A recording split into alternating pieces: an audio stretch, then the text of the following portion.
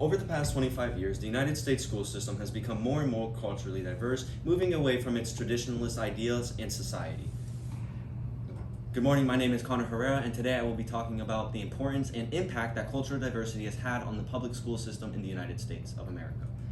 My research question is, to what extent has the public school system how has cultural diversity affected the public school system over the past 25 years?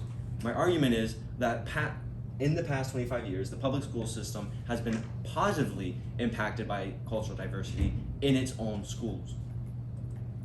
Let's start off with a simple definition of what is culture. Culture is defined by Oxford Dictionary as the food, religious beliefs, art, and just an all-around way of life of a certain social group of people. Some people would like to say race plays a big part in culture. While yes, sometimes this is true, it is not always the case. Sometimes, for example, if an Asian child is adopted by a white family or a white person, that child will not go through the same things that an Asian family or Asian child would go through on their day-to-day life.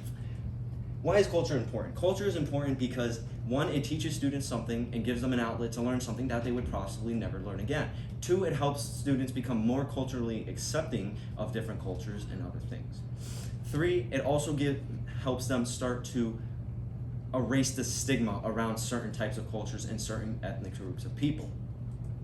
As you can see on this chart, in 1957, you can see that groups of students that were black and white in majority in schools shot up and actually had more cultural respect for each other than groups that that only had majority black or white students. But the big issue is, how are schools supposed to be able to integrate cultural assignments into school?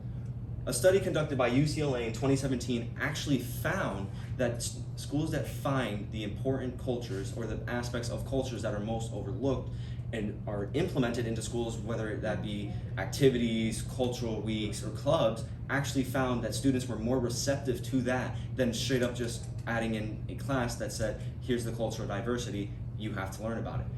They gave students the option to learn about it. They weren't forced to learn about it, which actually shows that students actually became more accepting of these cultures.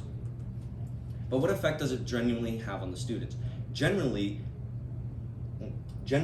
and a study was conducted in 2013 by Rich Morin that found that students who actually participated in these clubs and activities actually became more predominant members of society and actually helped make bigger change for other people of different cultures. For example, Muslims and Ramadan.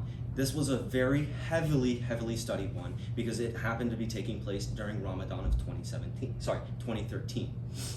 He found that people who were taught about the Muslim religion and Ramadan and why they participated in this over the course of the month actually became more accepting, and the stigma behind it all actually went away.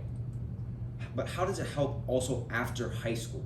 After high school and school in general, it also it prepares students for how racially and culturally diverse the real world is. On top of that, UCLA conducted a study that found that 36% of the students who were put into these activities and clubs actually became better members of society and actually caused workplaces to become less racially segregated and actually better places. Here's my works cited. Thank you. Any questions? I have two questions for you. First up, what evidence did you gather that you didn't use, and then why did you choose not to use it? I actually found a study from Derelict University that outlined a 1955 study on culture and how that would have affected society if they started all the way back in 1955. I didn't add that because that was outside of the 25-year range that I had originally planned for my presentation. Okay. And if you had more time, take it back because you just kind of already answered that one. What advice would you have for other researchers who consider this topic? Other advice for other researchers. I would say try to find more studies outside of the United States, maybe not focus strictly on the United States, so that way you have a wider sense of how culture is truly, diverse in the entire world.